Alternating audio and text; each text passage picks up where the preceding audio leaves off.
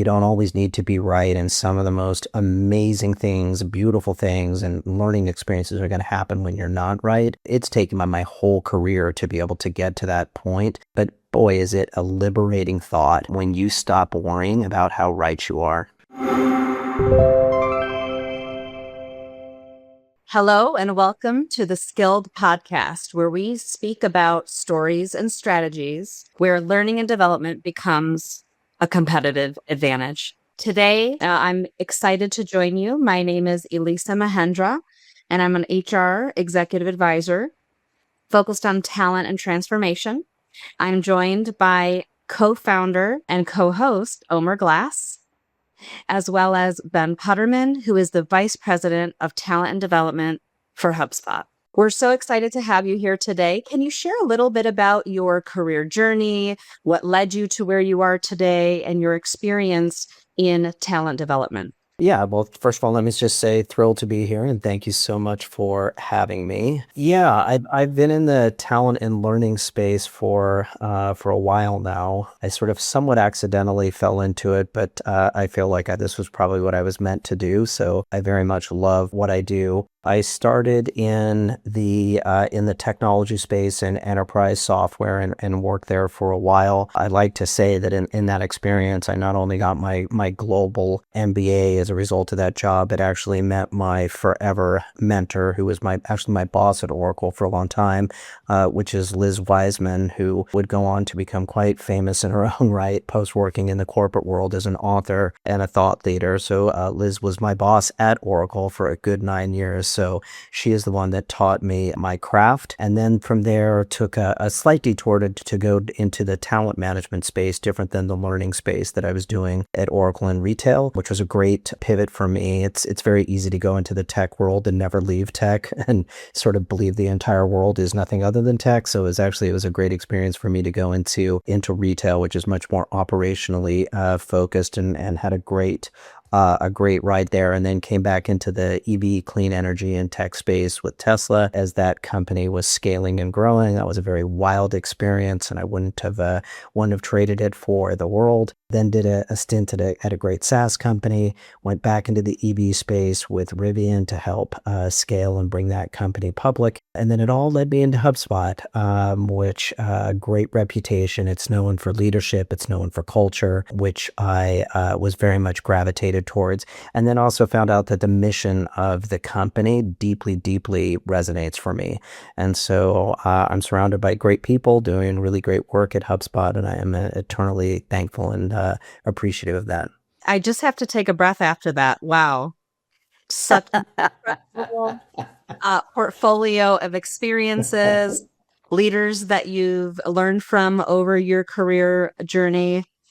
Certainly Liz, kind of one of the greats. So it's no wonder why when I was reading prior to this, you were cited as, quote, wickedly smart and incredibly talented. So I think with that career portfolio of experiences, you've talked about cross-industry, you've said, skilled in multiple environments and multiple contexts. But interestingly, in the prep with the team, you also shared that the learning, leadership, and talent development, you've seen experience a regression over the years. Can you talk a little bit more about what you've experienced and what you've observed in the recent years? Yeah, thanks for putting me right into the hot water right off the bat on this one. Yeah, personal point of view on this one is I think we've just gotten very, very messy and have taken our eye off of the fundamental role of leadership. And I'm not sure that I would glorify everything that used to be done in the past. I think leadership evolved for a reason. There were some things that I would say probably go back somewhat in time in the last couple of decades. Not everything was working perfectly, but there were some things that I think were working quite well that are missing today. So what I'm referring to on this one is that I look at leadership today and I talk to people about what they believe the fundamental role of a leader is. And, quite honestly, I'm making a generalization. This wouldn't be true for everybody. And it's not specific to HubSpot. It's the state of leadership development as a whole.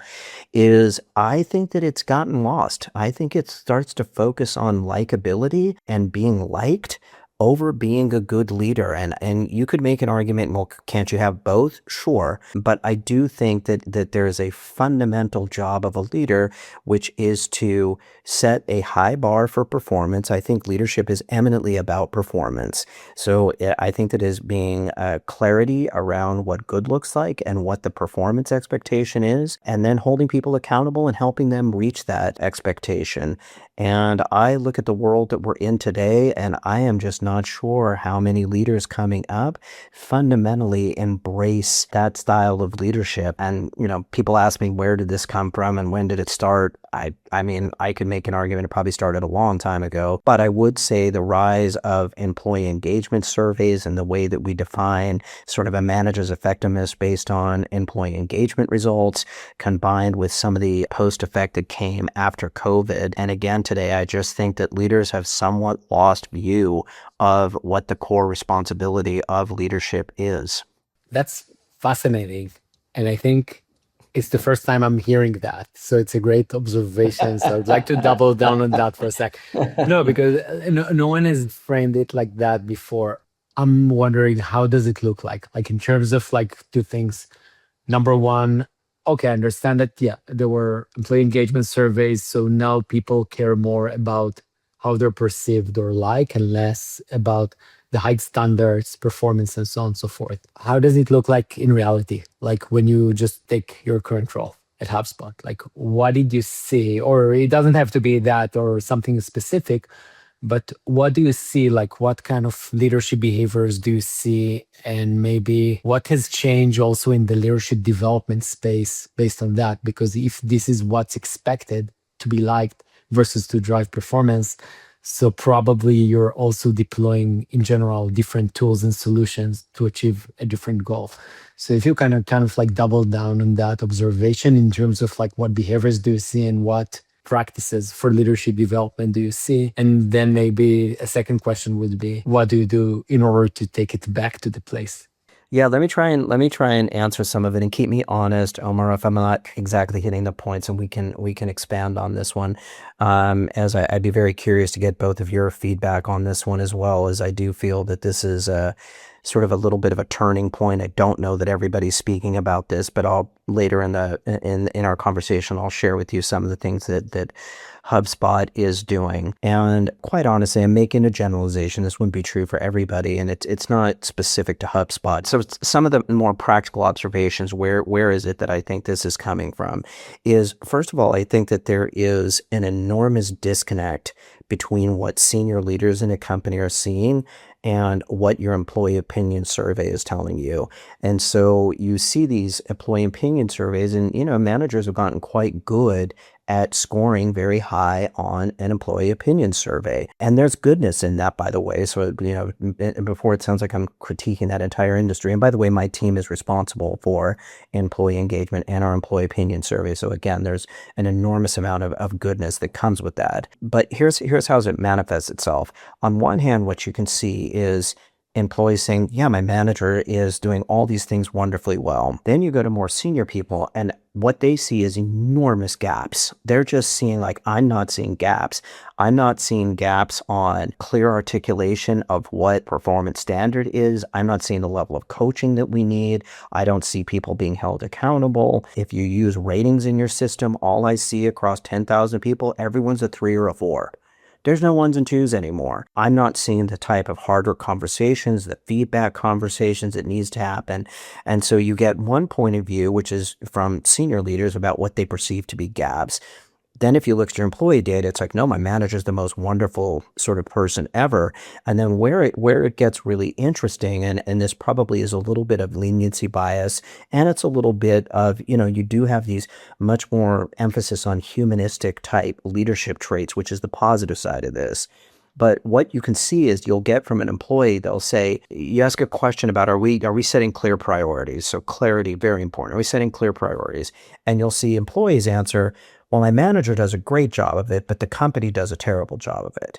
And so it's this sort of like disassociation between the company and actually what my manager is. Whereas I think if you went back in time, I don't know that you would see quite that gap. I mean, how you can say my manager does a great job of setting my priorities, but somehow the company doesn't. There's just this fundamental sort of gap that we see happening. And I use that as an example. There's many more that are in here.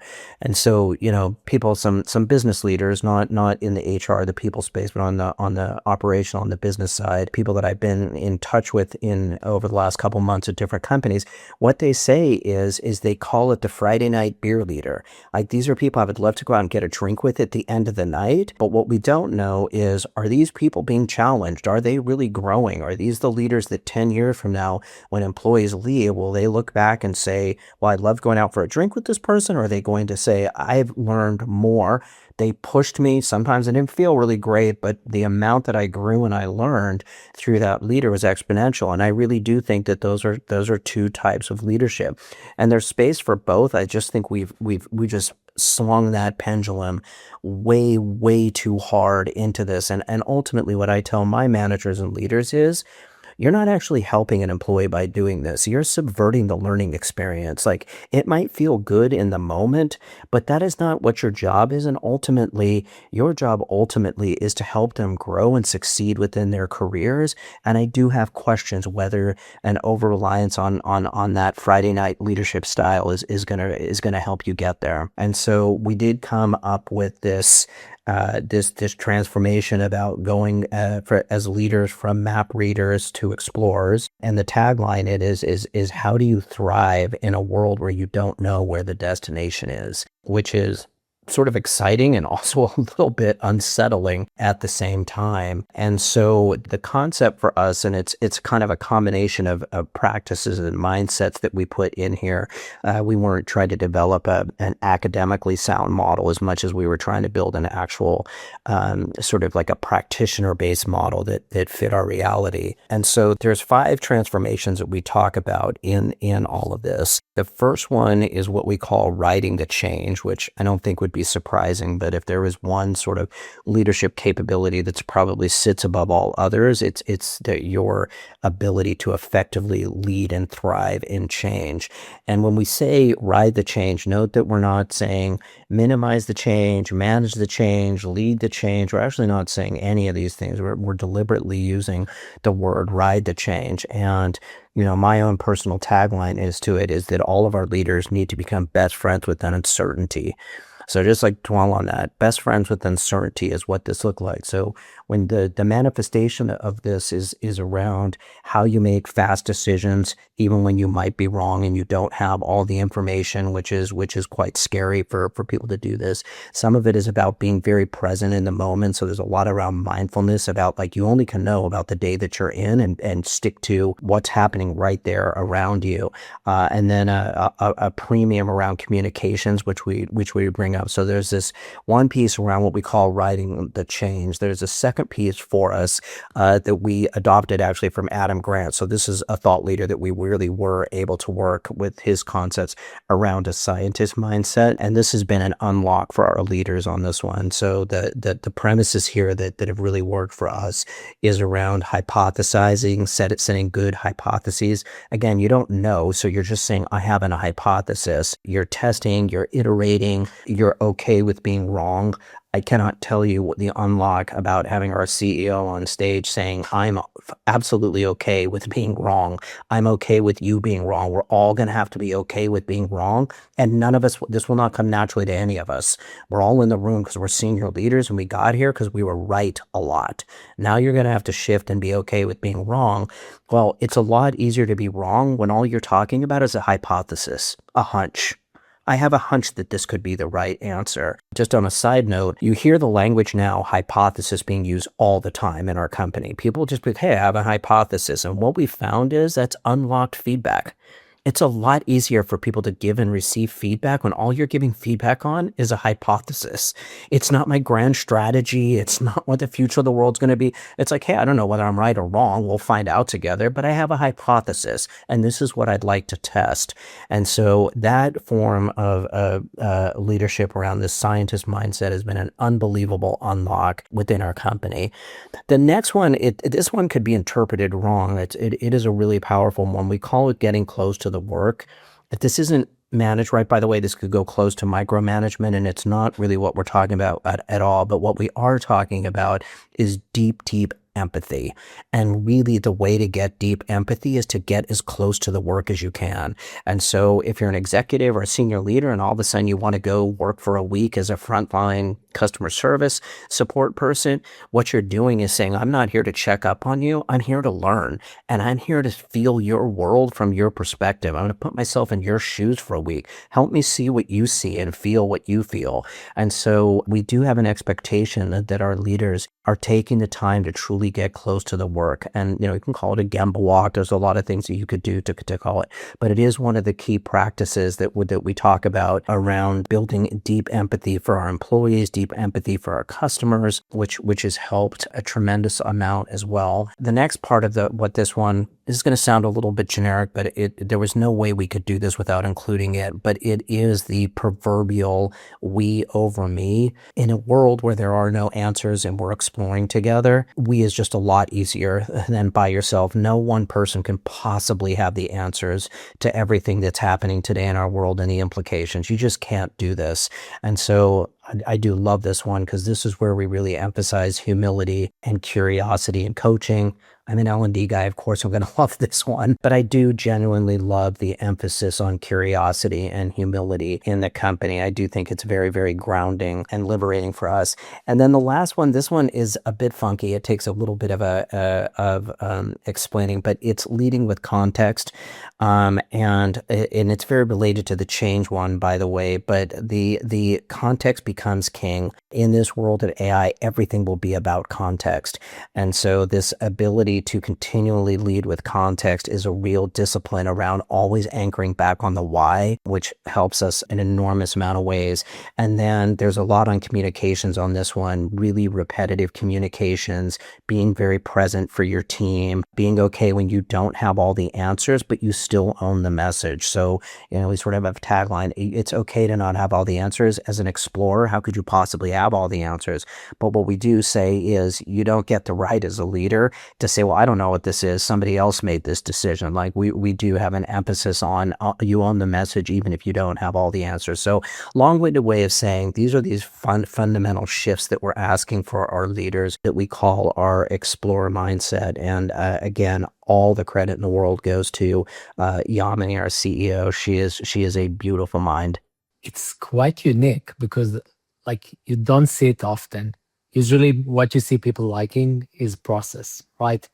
Like, give me the prescription, I will do my job, and not, okay, let me figure it out. And it's more common for early stage startups where you're just starting. So you have to find your product market fit. You have to find your go to market fit. So you're testing a lot because you do not know. You literally do not know. And this is maybe true to product when you're launching new products, like you do not know.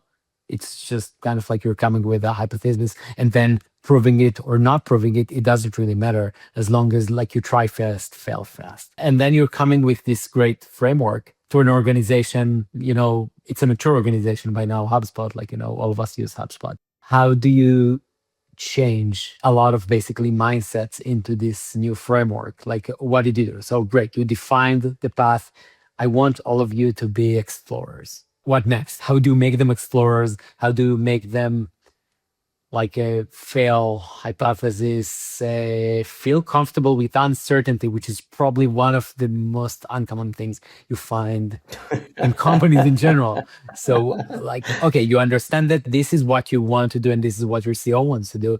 But then what did you do next in order to make it happen, except for standing on a stage, laying this beautiful vision? How do you go about execution and actually taking people from A to B? Yeah, it's a great question. So, first in the spirit of humility, it's a work in progress for us. This is a journey that we are on as a company. We tie everything we do to our mission, which is around helping millions of customers grow better. It helps to tie it to a mission, and especially if it's one that you actually deeply believe in within the company. So long when you let people know that we do this for in service to something that's bigger and greater than ourselves or each of our individual journeys as leaders, it certainly helps. But now let me be a little bit more specific, although I wouldn't move across that. We have architected our culture and our cultural expectations to very much be in alignment and support with this. So what we've done a very good job of is we're aligning all of our sort of processes and our communications and how we talk and what we expect. All of these are coming together in the same way. These are not somehow a leadership model over here and other things that are over here. So the company's done a very, very good job of ensuring that it feels like one movement, one motion into the type of company that we want to be and therefore the type of leaders that we would want to be. If I would sort of say what I think has some of this is training and learning. The team has used some internally built AI tools, well as some thought leadership on how to really ride change that is absolutely mind bending to me. The team has just done unbelievable work on how to really, really get managers comfortable with writing change and how you can do that effectively. So that is a skill and a capability thing. But again, using some really great internally built AI tooling that allows us to do predictive analytics on change. But I'll leave that aside. That's a very good, a good sort of programming play. But most of it, if I really think on what I think works the best, it's the normalization of the behaviors and the language. You hear leaders using this language all of the time. You hear the normalization of, yeah, I thought that was going to work. It didn't work. That sends an unbelievable signal into it. Because, I mean, at the end of the day, a culture ultimately is neither left, right, good, or bad. What it really is a self-protecting organism. So it's looking for signals. Should I go this way? Should I go that way? And when you have these strong signals coming to leaders from other leaders that says, it's okay to try something and it doesn't work. It's okay to say, I don't have all the answers, but I have an hypothesis and I would love to test this with you. It helps when you hear people now very say, listen, I know I'm being a little bit repetitive. Let me just go back to the context. Let's go back into the why on this one. And so you see that like real adoption of focusing on why, focusing on context. You see really great examples of senior leaders go in that empathy, getting close to the work, taking coaching from frontline employees. Very common. Like, I don't know how to do this. How would you do this? And so when you start sending those behavioral signals, I think that people mimic what they see and what they hear. And I do think leaders have done a very, very good job because it partly made sense to them. And it's also liberating. As much as it might be scary to not know where you're going, it's pretty liberating to say, hey, we recognize we don't know where we're going. Let's figure this out together. And so the company, again, work in progress. I don't want to act that we've sort of figured everything out and have it all nailed. But we've made really, really significant progress here that I feel really quite good about. That's amazing to hear, Ben. And you talked about the number of things, and I want to bridge that into culture, right? And maybe a deep dive there, because I think historically HubSpot has been known and kind of famous for its culture code. And recognizing that that has evolved over time and thinking about in that culture, when that was unveiled, it was at a time that you were really known for transparency of culture in hypergrowth. And you've pivoted and pivoted again. And it sounds like you're at that kind of nexus again with context, with exploration, with experimentation in the age of AI. Can you talk more about how you've done that at scale with 10,000 plus employees? I think when we heard from you, we talked about, you started with expectation, then you dove into the shared language, which I think oftentimes is overlooked as critically important to buy-in. Yeah. And then that shared language then becomes shared behaviors. And so can you maybe take us down that value chain of how you've seen that manifested, expressed in the organization in this new evolution of the culture? Yeah, and I agree with you. Our culture code, it was one of the reasons I came to HubSpot. A lot of people, you would watch that video on the as almost a recruiting tool on the front side of it, although it's not a recruiting tool. It's a very living, breathing part of the company that was written by one of the co-founders, who's our chief technical officer and a brilliant, brilliant guy. And the way that he approached our culture was almost like the way you approach building a product, which I think was a brilliant way to do that. And it resonated deeply with me when I first saw it. But as what happens with companies, where I think you can get into problems is when things become just static and they become unadaptable into a new world. And so as beautiful and as beloved as the culture was, people also realized that we were growing as a company and we were kind of starting to come into this next phase. Which pieces do we need to retain? Which pieces do we need to evolve? And so, it was led from the front by our senior leaders. They were all very involved in drafting all of it. I have a peer on my leadership team, a woman named Emer, who led this, who's just out of Ireland, who did just an unbelievable job with this. But the way that we scaled this one is we identified the things that were still serving us right, that really were beloved, and we kept those. So we do have a piece around what we call heart. We've kept this. We lead with heart, which is the humanistic, compassionate. It's the sort of the really amazing, beautiful side that's always been true for HubSpot. And then we added in language that we felt reflected this movement towards a new company, slightly bigger, scaling, entering into the age of AI, which again, you're hearing language in the culture that aligns with what I was just talking about. Things like the ability to adapt, align, and go, the ability to be bold, to take risk. All of that's now in the new culture. And it feels like the next chapter of the book, it doesn't feel like a hard pivot. It just feels like a very graceful evolution. They did a lot of work with bringing employees into the conversation. I couldn't even tell you how many hundreds and hundreds of employees helped co-create and lean into what this needs to feel like. And now we have it fairly embedded. It's not something that we need to create t-shirts for or make big campaigns for. It's a very, very embedded part of the way that we work and what we do. And it serves us really well. If anybody touts the power of culture, it's a strategic differentiator for our company. And we've certainly seen that right from the street view of HubSpot being a pinnacle of what culture is and can do for an organization as it scales and continuously staying relevant. I want to ask a little bit more because you mentioned in just a moment ago, in the age of AI. And you also mentioned that as you were talking about the manager's role pivoting. So both the manager role and the culture pivoting in this age of AI. And we're here talking about skilled stories and strategies where leadership talent development can be the competitive advantage. And what you shared was really remarkable, which was, and this was pre-podcast, 98% of your employees are using AI and 84% are using it in their daily work. So if you think about skilled, how have you been able to skill employees at being comfortable with AI and also trusting of it as a tool?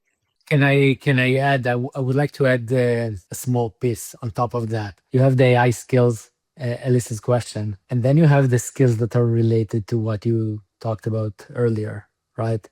What is the leader? You basically define what is the leader and what's not, and then you define the path towards that. And my question for you is, everything is important. What's more important? Upskill people on AI or upskill people on how to be a good leader according to your philosophy? I almost want to cheat on the answer and say that I actually think they're one and the same, but I'll hold that one because it's a good challenging question. And by the way, on the leadership one, the model that I shared with you, although we actually use it across the company, it is somewhat for our more senior leaders, although we're beginning to see these behaviors coming up. There still is a layer underneath that we talked about earlier, which is, I'm almost taking it outside the word leadership because that's the word that seems to get very convoluted, and just talking about what it takes to build professional grade managers, like real managers, professional grade, almost like a trade. You can't say that I can can fix a car, unless you can prove that you have like a certain level of competency. It's that mindset at the sort of our intro levels of management that we're talking about. How do we begin to instill that? But I'll hold that one and talk about the AI adoption one, simply because we've been asked a lot about that. So the context on this one is that you are seeing trust within companies broadly, I'm talking globally, dropping. You're seeing engagement scores, depending on who you ask, whether it's Gallup or Qualtrics or whoever you're asking, you're seeing engagement scores also coming down quite a bit. There was a statistic that I heard at the Qualtrics conference that I at first thought wasn't true. And then I thought about it, I'm like, wow, I think they're understating it, which said that 87% of employees talk about AI with their friends and family differently than how they talk about AI at work. And what they're referring to is at work, they're like, oh yeah, AI is great. I love it. Isn't it awesome?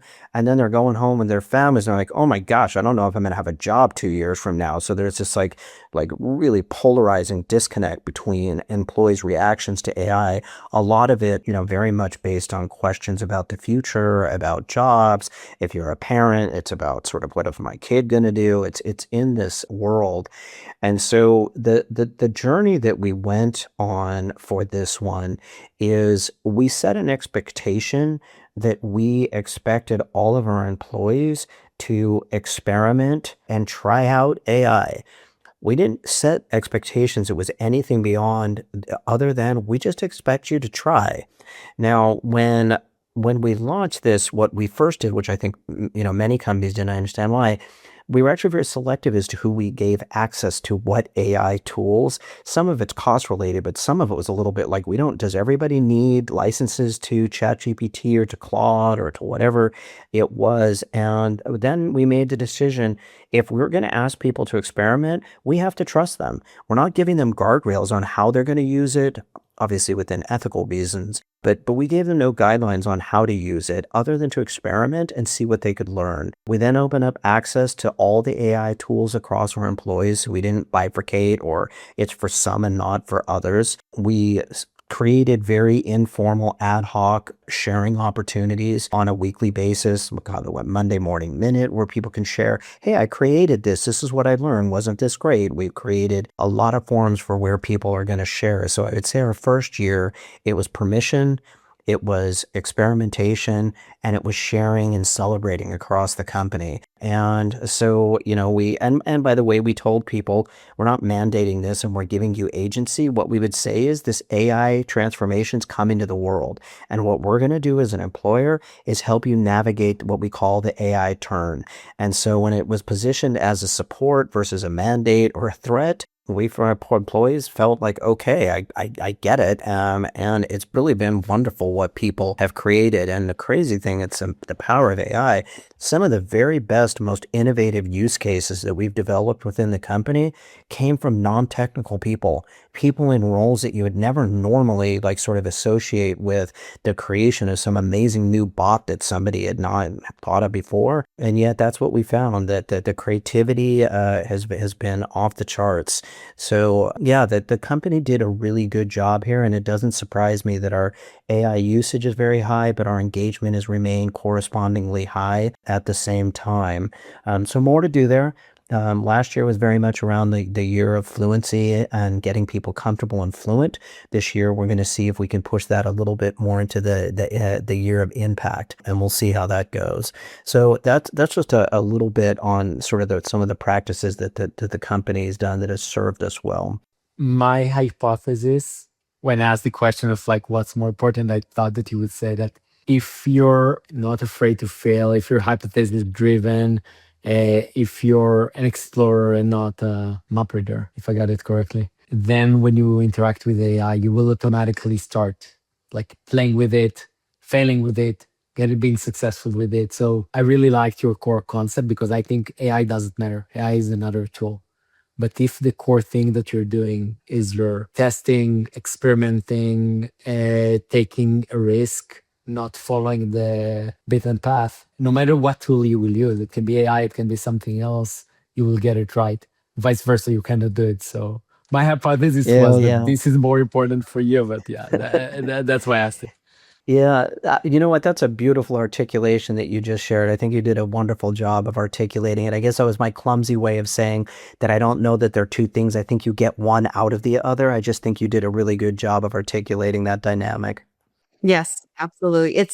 You said this earlier, Ben, which is it is the how AI enables that. And Omer, your example is it enables those cultural behavioral changes because embedded in the practice of AI and the embedding of AI as a tool and an enabler, you start to practice those skills almost unknowingly. Yeah, right.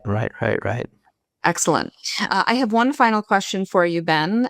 Just as you think back to where we started in your career portfolio with amazing experiences across industries and different contexts, we talk about context, given all the context of your 20 plus year career and where we sit at the intersection of the skills needed in an AI and human world and enabling that in your culture. What is something you would say to your former self just starting out? You know, I'll resist the temptation to say that I'd tell my younger self to be more confident and trust yourself. Even though I think that's absolutely legitimate answer, I think that's probably the easier answer. Maybe it is related to that. I think these concept of be okay with experimenting and having things not always work out, that is much easier said than done. When you are young, you are really working hard to be right. And I just think that there is a tyranny of being right. And so leaning into this sort of the understanding that you don't always need to be right, and some of the most amazing things, beautiful things, and learning experiences are going to happen when you're not right. I don't even know if I understand that today, but I mean, it's taken my whole career to be able to get to that point. But boy, is it a liberating thought when you stop worrying about how right you are. Yeah, I'm just taking a breath there because I can feel that sinking in, right? Not having to be right, the thought of judgment of what others will think because you're Yep. in the process of proving and Yeah. trying to advance in your career and think about all the work that you've done in talent development over the years. Omar? Yeah, there is one quote, Seth Godin's quote, that I think it said like you need to fail 30 times before you succeed once, right? When you just understand Yeah. this ratio, and ratio is true. I think I started probably 30 different businesses before I started Growth Space, right? A lot of most of what we do fails. And once you understand that, it's very liberating because you're saying, okay, I need to get to my 30 now, right? So let's start with the first one, because if you make it bulletproof until you try the first one, you never get to the third one. So it's so right. That's such a beautiful, it's a profound thing that you're saying. Yeah, I agree with you. Yeah, and those experiences, I think this is, Ben, I'm sure that you've seen this, they're not throwaway. Those aren't failures. You have learned something and built upon them each time you've built something new and taking that with you each time. Yeah, isn't that true? It's a great time to be in our field, everybody. Like what a crazy, wild, exciting time this is. Absolutely. Well, Ben, thank you so much for being with us as the kind of chief explorer at HubSpot. And we look forward to following your journey along the way. Well, I appreciate it. What a pleasure to meet both of you. I wish you the very best, and thank you so much for having me on today.